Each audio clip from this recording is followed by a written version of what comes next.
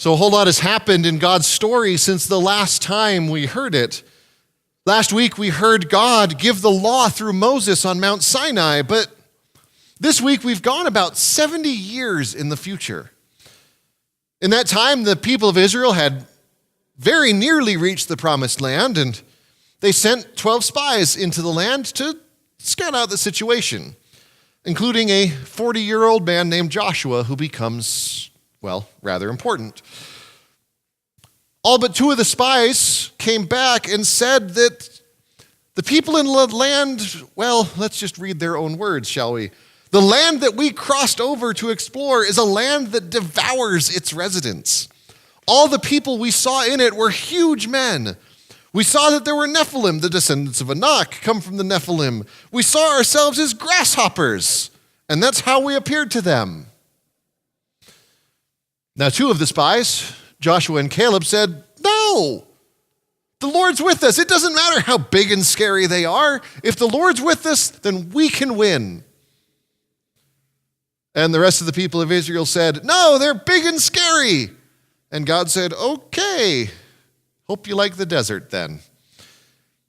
Because God wasn't too happy with his people not trusting them, and so they wandered around instead of entering the promised land. During the wandering in the desert, Moses, infuriated by the Israelites' constant complaining, instead of speaking to a rock, he hit the rock with his stick. And it showed that Moses, too, didn't actually trust God as much as he thought he did. And so he didn't get to go into the promised land either. And so after 40 years and just before his own death, on the other side of the river from the promised land, Moses says to the people, "I've set before you today life and what's good versus death and what's wrong. If you obey the Lord your God's commandments that I'm commanding you right now, by loving the Lord your God, by walking in his ways, by keeping his commandments, his regulations, and his laws, then you will live and thrive. And the Lord your God will bless you in the land you are entering to possess. But if your heart turns away and you refuse to listen, I'm telling you right now that you will definitely die. You will not prolong your life on the fertile land that you are crossing the Jordan River to enter and possess. I call heaven and earth as my witnesses against you right now. I have set life and death, blessing and curse before you. Now choose life so that you and your descendants will live." Moses gives the people this choice, and after a little bit more teaching and blessing, he dies and is buried. And Joshua, the very same Joshua who was one of the faithful spies and is now 80 years old, takes command of the Israelites and leads them into the promised land. He and the rest of Israel enter and conquer most of the land. And towards the end of his own life, after the Lord had given rest to Israel from all their surrounding enemies, Joshua gathers the people up and gives them a farewell speech. The same speech that we just read today. Joshua starts by recounting all of the great things that God has done. How God chose Abraham out of a whole herd of anybody's and chose him to bring him to Canaan. He had a son named Isaac who had sons named Jacob and Esau, and God chose Jacob. And Jacob and his sons went to Egypt and lived there. Now, while they were in Egypt, the situation didn't go so well. They became slaves, but God sent Moses and Aaron to save the people from slavery. God saved them again at the Red Sea. He saved them from the Amorites, from King Balak of Moab. And I love that they just kind of mentioned that in Joshua's speech. It's one of my favorite stories in the book of Numbers, because the king of...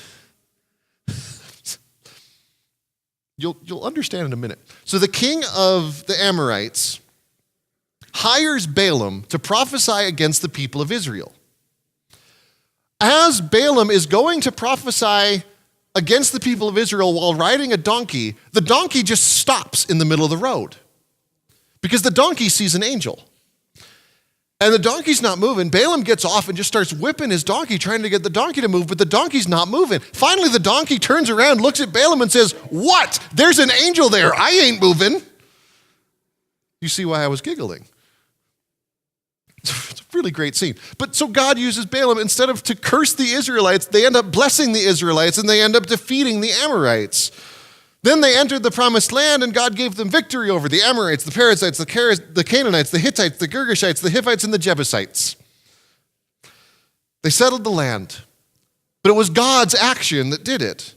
So having counted all that God did for them, Joshua gave the people a choice. The same choice that Moses gave them. Are you guys going to serve the Lord, who did all this cool stuff for you, or not? Or you're going to serve other gods? And the people are like, oh yeah, we're going to follow God. God did all this cool stuff for us. And Joshua goes, are you sure? Are you sure you're up to this? Because God is a holy God and he's a jealous God.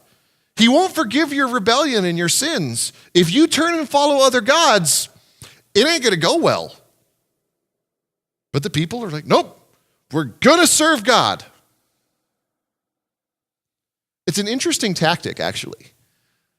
I mean, as Christians, when somebody says we want to serve God, we generally go, okay.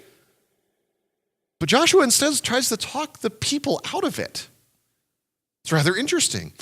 Oddly enough, if you want to become Jewish, this is what the rabbi is supposed to do.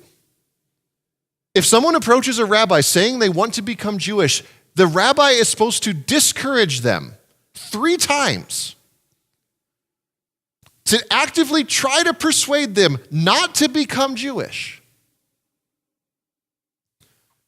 It's a tool meant to weed out those who are insincere in faith. And it became even more important as the Jewish people received more and more persecution to weed out those who didn't really want to follow the law. Oddly enough, the early church kind of did the same thing. Now here the way that I believe Holy Communion works is if you're here and you want to take communion and you know what you're getting into, usually that's, somewhere between 3rd and 5th grade-ish, depending on, all the situations, you can take communion. But the early church, there was like 2 years of teaching before someone would be welcomed into the whole body of believers. That's 2 years of teaching before they baptized someone. And it wasn't until you were baptized that you would take communion. Because when they were experiencing persecution, they wanted to make sure. They wanted to make sure that people knew what they were going to be getting into. And this is what Joshua's doing. He wants the people to know exactly what will happen if they commit to serving the Lord and then change their mind. But the people are adamant. They say, God forbid that we ever leave the Lord to serve other gods. They say, the Lord is our God. He's the one who brought us out of Egypt. He's done these mighty things for us. And so Joshua, almost reluctantly, sets up a stone as a witness to the people to remind them of the covenant they made that day and to be a witness of them if they do not. Now, of course, if you turn a couple pages in the Bible and you get to the book of Judges, you find out real quick that it does not take long for God's people to forget the commitment that they made. As soon as Joshua and his generation dies, they all turn to other gods. And the cycle continues basically for the entire history of the people of Israel. From the book of Judges all the way up until Jesus' time, where God's people swore up and down that they would follow God forever, and then immediately turn and start worshiping other gods. Unfortunately for us, the temptation to worship things other than God hasn't gone away. Sure, these days we don't really call the other things that we worship other gods, but we do it all the time. We worship money. We worship power. We worship political parties. We worship all sorts of things. Even Jesus experienced the temptation to worship something other than God. In today's gospel, we read of these 3 temptations that Jesus faced, all of them very interesting. The first one was the simplest one. Jesus, who hadn't eaten in 40 days, has the devil come up to him. You're the Son of God. Hungry? There's some rocks. If you're the Son of God, you can make rocks into bread. And Jesus handles that temptation pretty okay. Then there's a temptation of, if you're the Son of God, God won't let anyone hurt you. Just toss yourself off the top of the temple. Just let go. Angels will pick you up. Bible even says so. Jesus deals with that temptation. And then, of course, the final temptation is the one of, well, it's the sneakiest one, because it's offering Jesus something that he already has and something that he gave up. It's offering Jesus the chance to skip the cross if all he does is bow down and worship the devil. Just bow down and worship. It's an easy thing, right? But Jesus continued to worship God even in the midst of those temptations. All of them very specific to what he was facing, but real temptations.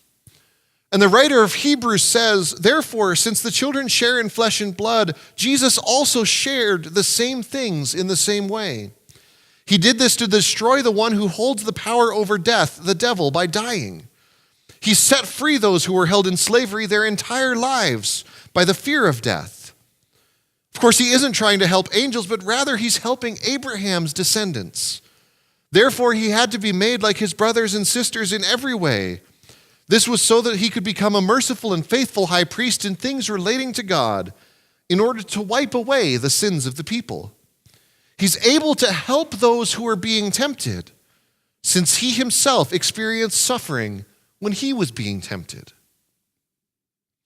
And that's the big advantage that we have over the people of Israel when the temptation to worship something other than God comes along. Jesus was tempted just like we are. And he can help us avoid temptation. He can help us avoid those pitfalls that the Israelites fell into over and over again, because we remember his promise that he is always with us. When we are given the choice to follow the Lord our God or to follow anything else, we have the aid of Jesus and the aid of the Spirit inside us to help us. And that's the good news that we have when we experience temptation. No matter what comes across that tries to pull us away from God, no matter what things want our worship, we know that we have someone with us who has faced those temptations before and has overcome. And we can lean not on our own strength, but on his strength. We can lean on those things that Jesus has said, the things that the Spirit says to us. Because even when we don't want to be faithful, he does.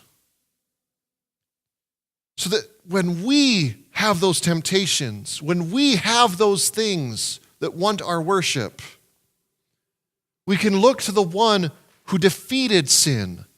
We can look to the one who defeated death.